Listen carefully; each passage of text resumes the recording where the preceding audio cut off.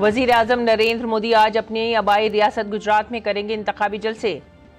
Amit Shah, JP Nadda और राजनाथ सिंह भी तशहीरी मुहिम को देंगे रफ्तार।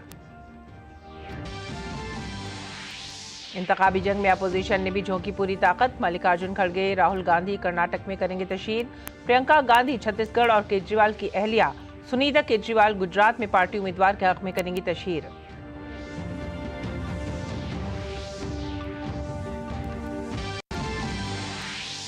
डीप फेक वीडियो पर पाबंदी के मुतालबे पर दिल्ली हाई कोर्ट में समाअत आज। वुकला की एक तंजीम ने कल दाखिल की थी अर्जी।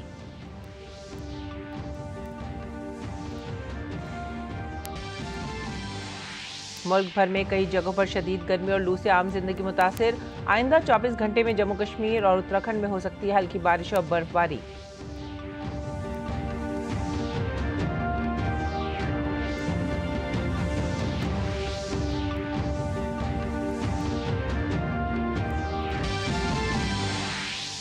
जनूबी ब्राजील में शदीद बारिश ने मचाई तबाही। अब तक 10 अफराद हलाक। कुदरती आफत का अलर्ट जारी।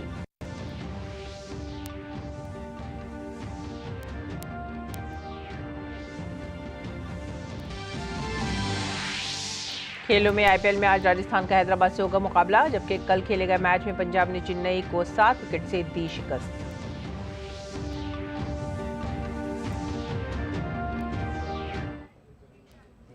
आदाब नाज़रीन, उर्दू खबरों में आप सभी का खैर मकदम है। नजर डालते हैं इस वक्त की खास खबरों पर।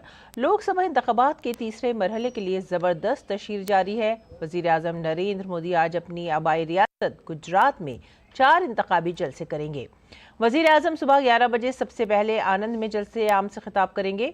उसके बाद वजीर आजम सुरेंद्र नगर में दोपहर 1 बजे इंतखाबी जलसा करेंगे। गुजरात में वजीर आजम की तीसरी रैली आज दोपहर 3:15 बजे जूनागढ़ में होगी। इसके अलावा जामनगर में शाम 5:15 बजे पार्टी उम्मीदवार की हिमायत में वजीर आजम तशहीर करेंगे।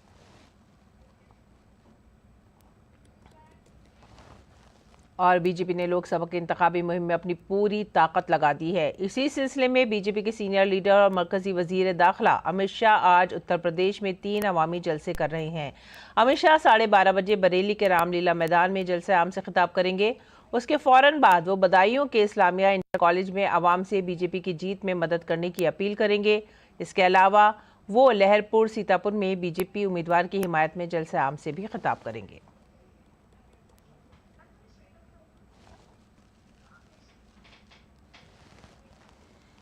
और बिहार में भी सियासी दर्जा हरारत बढ़ता जा रहा है। बीजेपी के स्टार प्रचारक और वजीर दिफा राजनाथ सिंह रियासत की सारण और सुपौल लोकसभा सीटों पर एनडीए उम्मीदवारों की हिमायत में मुहिम चलाएंगे। आरजेडी सुप्रीमो लालू प्रसाद यादव की बेटी रोहिणी आचार्य बिहार की एक और मशहूर सीट सारण में इंडी इत्तेहाद की जानिब से इंतखाब लड़ रही हैं। लालू ने उन्हें बीजेपी के राजीव प्रताप रूडी के खिलाफ मैदान में उतारा है।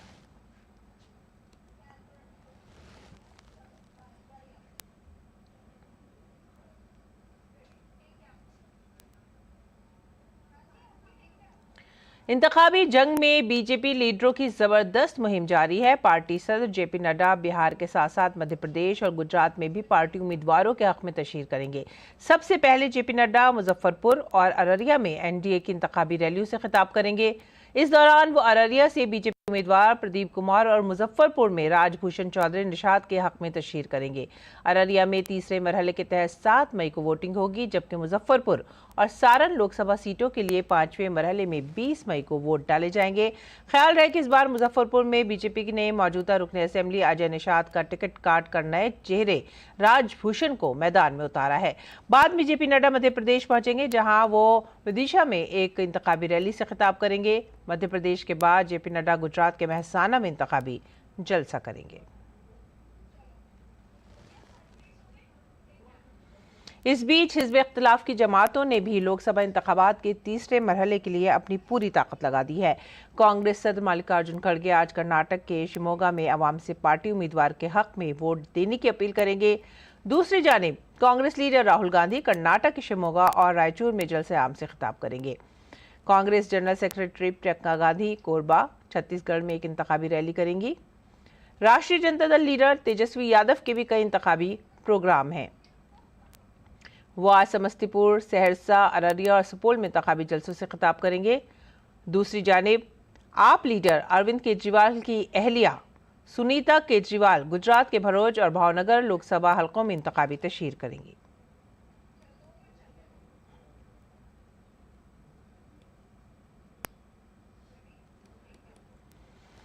और आज रायबरेली और अमेठी सीटों से प्रियंका गांधी और राहुल गांधी के इलेक्शन लड़ने का ऐलान हो सकता है, क्योंकि जुमे को दोनों सीटों पर कागजाती नामजदगी दाखिल करने का आखिरी दिन है।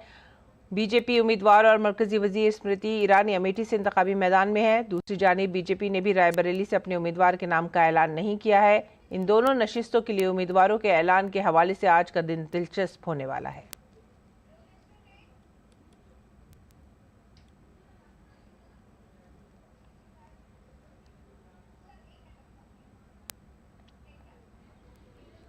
और इस बार बीजेपी ने भोपाल के साबिक मेयर आलोक शर्मा को मध्य प्रदेश की भोपाल लोकसभा सीट के लिए टिकट दिया है।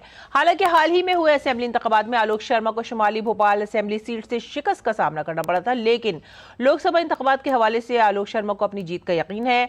आलोक शर्मा की हमारी नामानिगार अजीत द्विवेदी से खास बातचीत हुई।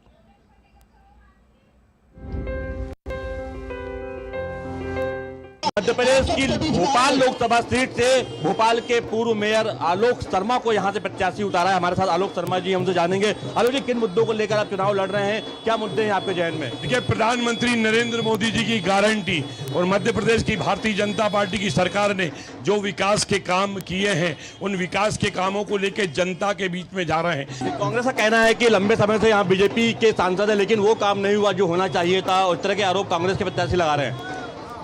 देखिए, आज मैंने आपको कहा आप लाल घाटी पे चले जाइए। लाल घाटी का फ्लाईओवर किसने बनाया? भारतीय जनता पार्टी की सरकार ने। कमला पार्क पे चले आइए, राजा भोज सेतु किसने बनाया? भारतीय जनता पार्टी की सरकार ने। अगर आज स्मार्ट रोड चले आइए, वो भारतीय जनता पार्टी की सरकार ने बनाया। सुभाष नगर का फ्लाईओवर भारतीय जनता पार्टी की सरकार ने बनाया। कांग्रेस हताशा निराशा के दौर से गुजर रही है। कांग्रेस गुटों गिरोह में पड़ी हुई है। आज कांग्रेस के पूर्व केंद्रीय मंत्री सुरेश पचौरी भारतीय जनता पार्टी में शामिल हुए, पूर्व महापौर पार्षद। इस बार भोपाल की जनता प्रधानमंत्री नरेंद्र मोदी जी की गारंटी में मोहर लगाएगी और इस बार सारे जीत के रिकॉर्डों को जनता जनार्दन ध्वस्त करेगी। जिस प्रकार से गांधीनगर और अहमदाबाद को जोड़कर ट्विन सिटी के रूप में विकास किया गया है, जिस प्रकार सिकंदराबाद और हैदराबाद को जोड़कर ट्विन सिटी के रूप में विकास किया है, तो मेरा भी पूरा प्रयास होगा। मैं भोपाल के विकास का रोड मैप बना रहा हूं। सभी जनप्रतिनिधियों के साथ बैठकर आने वाले समय में भोपाल में बड़े बड़े फ्लाईओवर, बड़े बड़े रिंग रोड की आवश्यकता है, उस पर हम काम करेंगे। और इस बात के ऊपर भी हम अध्ययन कर रहे हैं, देश की अन्य राजधानियां जो भोपाल के बाद बनी है, वह कौन से डेवलपमेंट हुए जो हमारे शहर में नहीं हुए, उनको लाकर यहाँ पे विकास कराकर शहर की जनता की सेवा करें। जिस तरीके से यहाँ पर काम हुए हैं, जिस तरीके से तमाम योजनाएं जो है यहाँ पर लागू हुई है सरकार की, उससे वो अपनी जीत को लेकर काफी खासे जो है आशान्वित दिखाई दे रहे हैं। कैमरामैन मोंटी सिंह के साथ अजीत द्विवेदी, डीडी न्यूज, भोपाल, मध्य प्रदेश।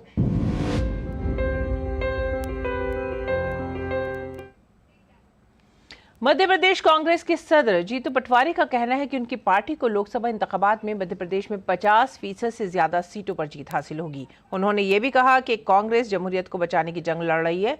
जीतू पटवारी से हमारे नुमाइंदे अजीत द्विवेदी ने खास बातचीत की।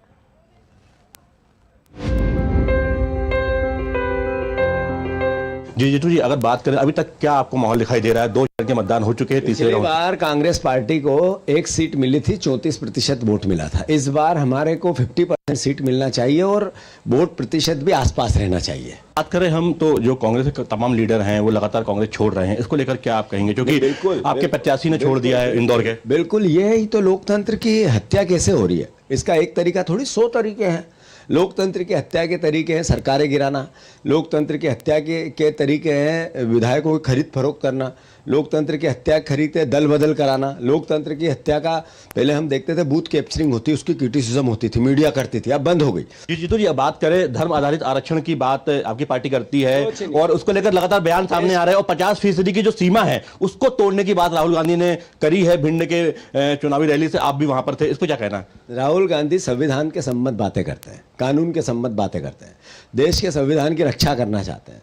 देश का पीड़ित वर्ग जो गरीब है, 10% लोगों के पास 80% संपत्ति है और 90% के पास 10%, तो वो 90% की लड़ाई राहुल गांधी लड़ रहा है। अगर हम बात करें जो विरासत टैक्स की बात जो है सामने आई है कांग्रेस की तरफ से, पाखंड है और इसको फैलाने वाले भी षड्यंत्र में शामिल है। लेकिन आपके मैनिफेस्टो में है कि distribution of equal distribution of wealth का एक है मैं उसमें। कह रहा हूं कि इस देश की संपत्ति जो है, इस देश के आर्थिक संसाधन जो है, इस देश का जो आर्थिक सिनेरियो है, अगर इसको गरीब और गरीब होता रहा तो क्या होगा। अगर आप ये कहें कि हम क्या किसानों को जो 16 लाख करोड़ उद्योगपतियों के माफ़ कर दिए, किसानों के 2 लाख रुपए माफ़ नहीं कर सकते, युवाओं को 50,000, 40,000, 1 लाख रुपए की नौकरी नहीं दे सकते, महिलाओं जो आर्थिक आधी आबादी है देश की उसको आर्थिक संबल नहीं बना सकते। तो कांग्रेस पार्टी ने किया है और बोल के किया, डंके की चोट किया है। आप जब से अध्यक्ष बने हैं कहीं ना कहीं से कांग्रेस को कमजोर करने की कोशिश हो रही है, तो क्या आपको लगता है कहीं ना अंदर कहीं पे या फूट है या कुछ गुटबाजी चल रही है? सीट आएगी ना, जब रिजल्ट निकलेगा तो कांग्रेस मजबूत दिखेगी। बिल्कुल, तो ये था हमारे साथ मध्य प्रदेश कांग्रेस के अध्यक्ष जीतू पटवारी जी का कहना है कि कांग्रेस लगातार मजबूत हो रही है और ऐसी कोई भी समस्या नहीं है पार्टी के अंदर। हालांकि लगातार कांग्रेस के जो नेता है वो पार्टी छोड़ के जा रहे हैं और पिछले कुछ दिनों में कांग्रेस के कई नेता जो है पार्टी छोड़ के जा चुके हैं, जिसमें कि इंदौर के कांग्रेस के प्रत्याशी भी शामिल हैं। कांग्रेस का कहना है कि वो सामाजिक न्याय की लड़ाई लड़ रही है, लोगों की लड़ाई लड़ रही है और आने वाले चुनाव में जनता इनका हिसाब देगी। कैमरामैन मोंटी सिंह के साथ अजीत द्विवेदी, डीडी न्यूज, भोपाल, मध्य प्रदेश। और इस बीच दिल्ली में भारतीय जनता पार्टी ने क्लीन स्वीप की हैट्रिक हासिल करने के इरादे से मगरबी दिल्ली लोकसभा हलके से एक नए चेहरे कमलजीत सहरावत को मैदान में उतारा है।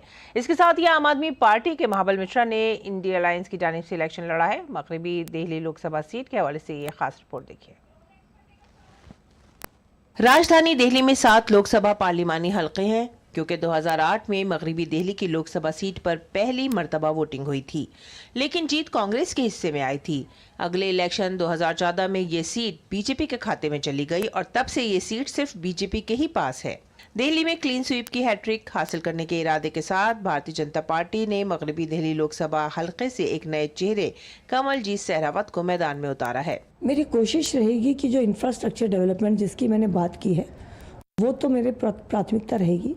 साथ में मेरी ये भी कोशिश रहेगी कि मोदी जी ने बहुत जन कल्याणकारी योजनाएं निकाली हैं, जैसे सेल्फ हेल्प ग्रुप है, विश्वकर्मा योजना है, उज्ज्वला योजना है, मुद्रा लोन योजना है, 20 रुपये में 2 लाख का एक्सीडेंटल इंश्योरेंस मिलता है, आयुष्मान भारत दिल्ली में बुजुर्गों के लिए लागू हो रहा है।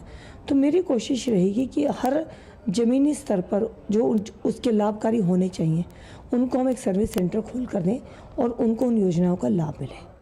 मगरबी दिल्ली में आम आदमी पार्टी के महाबल मिश्रा ने इंडिया अलायंस की जानिब से इलेक्शन लड़ा है। हालांकि महाबल मिश्रा की पूरी तारीख कांग्रेस के साथ है, लेकिन 2022 में महाबल ने कांग्रेस छोड़कर केजरीवाल के साथ शमूलियत इख्तियार की। अब महाबल मिश्रा आम आदमी पार्टी की जानिब से मगरबी दिल्ली सीट से बीजेपी को चैलेंज कर रहे हैं। केजरीवाल की गारंटी लोगों के घर में दिखाई दे रहा है, तो 2019 की चुनाव नहीं है, ये 2024 का चुनाव है और जनता जान चुकी है जब जुमला नहीं चलेगा, अब विकास का नारा लाओ और बच्चों के भविष्य का निर्माण कैसे होगा इस पर लाओ, महंगाई कैसे घटेगी इस पर आओ।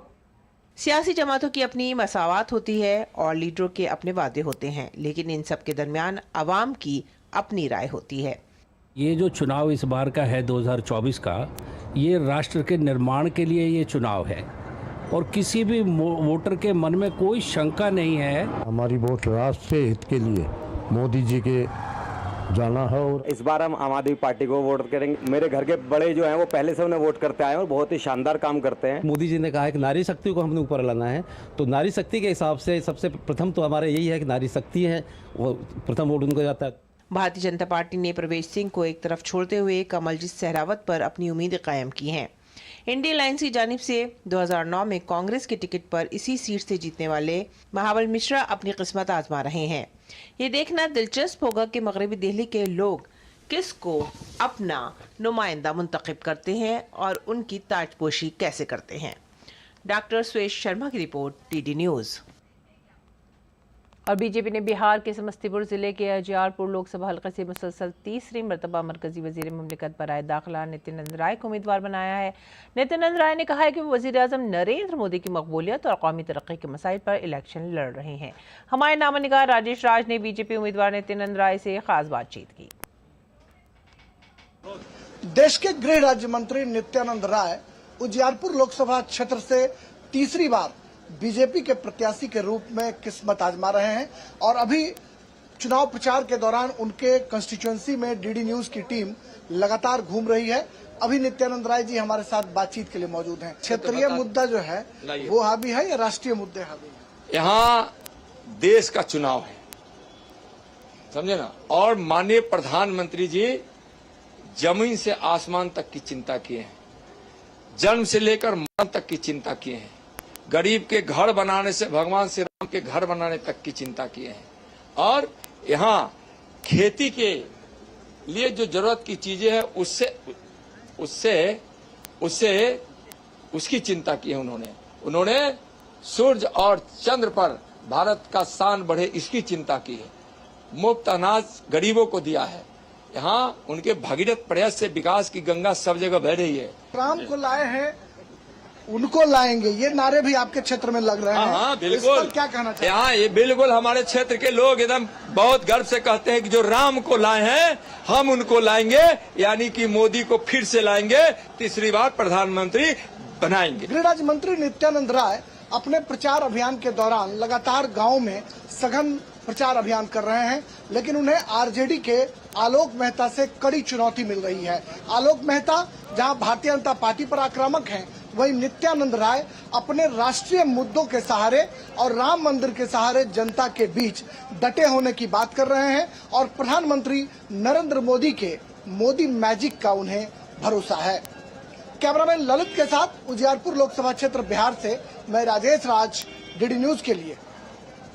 आइए आगे बढ़ते अगली खबर की तरफ। दिल्ली हाई कोर्ट लोकसभा इंतखाबात को मुतासर करने के मकसद से फैलाए जा रहे फर्जी वीडियोस पर पाबंदी लगाने का मुतालबा करने वाली अर्जी पर समाअत करेगी। दरख्वास्त गुजार ने इसके लिए इलेक्शन कमीशन के हुक्म देने का मुतालबा किया है। दरख्वास्त गुजारों ने सोशल मीडिया पर अदाकार रणवीर सिंह, आमिर खान, वजीर आजम और राहुल गांधी की फेक वीडियो का हवाला भी दिया है। और मगरबी बंगाल में सीबीआई के जरिए एफआईआर के खिलाफ रियासती हुकूमत की अर्जी पर आज सुप्रीम कोर्ट में समाअत होगी। ममता हुकूमत की जानिब से दायर दरख्वास्त में कहा गया है कि सीबीआई को रियासती मामलात में केस दर्ज करने की इजाजत कई साल पहले वापस ले ली गई थी। इसके बाद भी सीबीआई एफआईआर दर्ज कर रही है।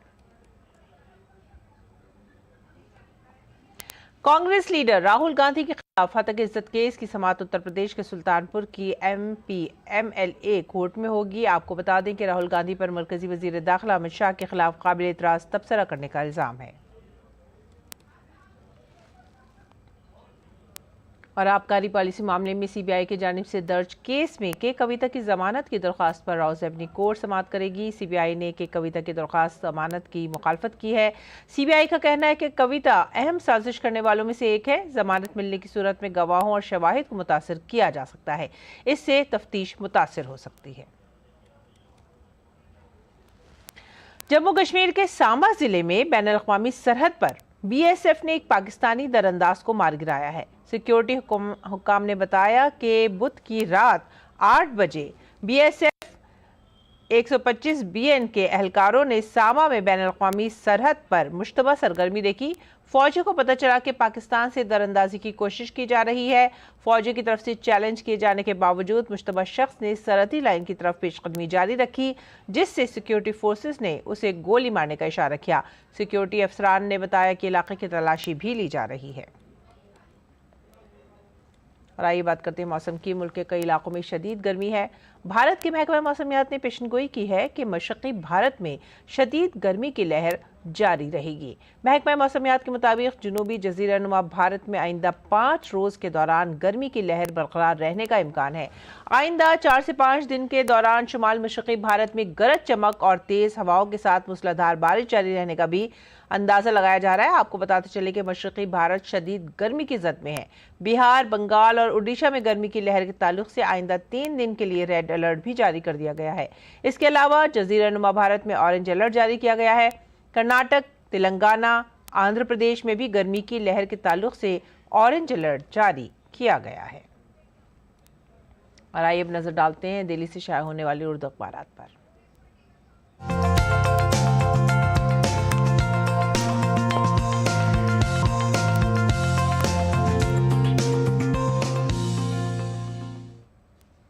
और सबसे पहली खबर उर्दू अखबारात के जायजे में जो हम ले रहे हैं वो है रोजनामा इनकलाब से। ये इलेक्शन कमीशन से मुतालिक है। इलेक्शन कमीशन के तरीक़ाकार पर अपोजिशन का एतराज़। अपोजिशन लीडरान ने कहा है कि कमीशन ने हतमी पोलिंग फ़ीसद काफ़ी ताख़ीर से तो जारी की ही, साथ ही पार्लिमानी हलकों में वोटरों की कुल तादाद का डेटा भी नहीं दिया है। बीजेपी के इक़्तिदार में आने से पहले डेटा आसानी से दस्तयाब हो जाता था। अगली खबर भी रोजनामा इनकलाब से। कोविशील्ड के मनफी असरात का मामला सुप्रीम कोर्ट पहुंचा। अदालत उस्मा से तहकीकात के लिए रिटायर्ड जज की निगरानी में तिब्बी माहिरीन की एक कमेटी बनाने की हिदायत देने का मुतालबा किया गया। और इसके बाद जो सुर्खी हम ले रहे हैं, उसके बाद की जो सुर्खी हम ले रहे हैं वो है रोजनामा इनकलाब से। कोविशील्ड का मामला सुप्रीम कोर्ट पहुंचा। मनफी असरात का ये मामला। आगे अगली खबर लेंगे राष्ट्रीय सहारा से। राष्ट्रीय सहारा की सबसे बड़ी सुर्खी दिल्ली एनसीआर के स्कूलों से मुतालिक। दिल्ली एनसीआर के स्कूलों को बम से उड़ाने की धमकी दी गई कल, और लेकिन वज़ारत दाखिला का बयान आया है कि घबराने की ज़रूरत इस सिलसिले में नहीं है। ये सुर्खी रोजनामा राष्ट्रीय सहारा की। दिल्ली और नोएडा के 100 से ज़्यादा स्कूलों को धमकी आमेज ईमेल वसूल होने से कल स्कूलों में सनसनी फैल गई, और साथ ही साथ तफ्तीश जारी है। वज़ारत दाखिला ने कहा है कि इस सिलसिले में घबराने की ज़रूरत नहीं है, ये एक फ़र्ज़ी कॉल भी हो सकती है। इसके बाद की सुर्खी भी लेंगे राष्ट्रीय सहारा से, और ये है एंटी सबमरीन मिसाइल स्मार्ट का कामयाब तजर्बा किया गया। उसके बाद राष्ट्रीय सहारा की अगली खबर पर नजर डालते हैं, और ये खबर है सलमान खान के घर फायरिंग केस के मुल्जिम ने खुदकुशी कर ली है। फायरिंग के इल्ज़ाम में अनुज थापा ने मुंबई पुलिस ने हिरासत में लिया था, और हिरासत के दौरान ही उसने खुदकुशी कर ली। आगे बढ़ेंगे अगली खबर की तरफ, और ये फ़र्ज़ी वीडियो मामले से मुतालिक है। फ़र्ज़ी वीडियो मामले से मुतालिक इस खबर में रेवन्यू ने पेश होने के लिए मज़ीद वक्त मांगा है। हिंदुस्तान एक्सप्रेस की ये सुर्खी। हिंदुस्तान एक्सप्रेस की अगली खबर की तरफ नज़र डालते हैं, और हम गुजरात को तरक्की याफ्ता बनाने में कोई कसर नहीं छोड़ेंगे, वज़ीर आज़म नरेंद्र मोदी का बयान। उसके बाद की खबर सहाफ़त से। सहाफ़त ने अपनी सुर्खी बनाई है सीबीआई की खबर को। सीबीआई ने 10 रियासतों में छापा मारा है। और उसके बाद जो हम खबर ले रहे हैं वो है हमारा समाज से, और ये मुस्लिम ख़वातीन से मुतालिक है। मुस्लिम ख़वातीन कांग्रेस हुकूमत में जुल्म का सबसे ज़्यादा शिकार हुई, और मोदी सरकार की पॉलिसी के बाद उन्हें कई सतह पर बाइख्तियारी मिली है, और साथ ही साथ उनके हक़ में कई पॉलिसियाँ स्कीमें भी जारी की गई हैं। उसके बाद जो आखिरी खबर है वो है हमारे समाज की। राजनाथ सिंह ने कहा है कि डायनासोर की तरह मादूम हो जाएगी कांग्रेस। तो ये थे आज के उर्दू अखबारात आज के, उनका मुख्तसर सा जायज़ा, उनसे जुड़ी सुर्खियाँ। आगे बढ़ेंगे अगली खबर की तरफ। लंदन में आज मेयर का इंतखाब होगा, जिसमें भारत और पाकिस्तान निज़ाद उम्मीदवार आमने सामने होंगे। इस इलेक्शन में भारत निज़ाद तरुण गुलाटी लंदन के मौजूदा मेयर सादिक खान को चैलेंज दे रहे हैं। सादिक खान लेबर पार्टी की तरफ से मैदान में है। पाकिस्तान निज़ाद सादिक खान, जो कि लंदन के मेयर के तौर पर दोबारा अपनी मुद्दत कार पूरी कर चुके हैं, फिर एक बार मैदान में आए हैं। आपको बता दें कि लंदन के मेयर के लिए इंतखाब लड़ने वाले 13 उम्मीदवारों में तरुण गुलाटी वाहिद भारतीय हैं, जबकि कंजर्वेटिव पार्टी ने सुजन हॉल को अपना उम्मीदवार बनाया है।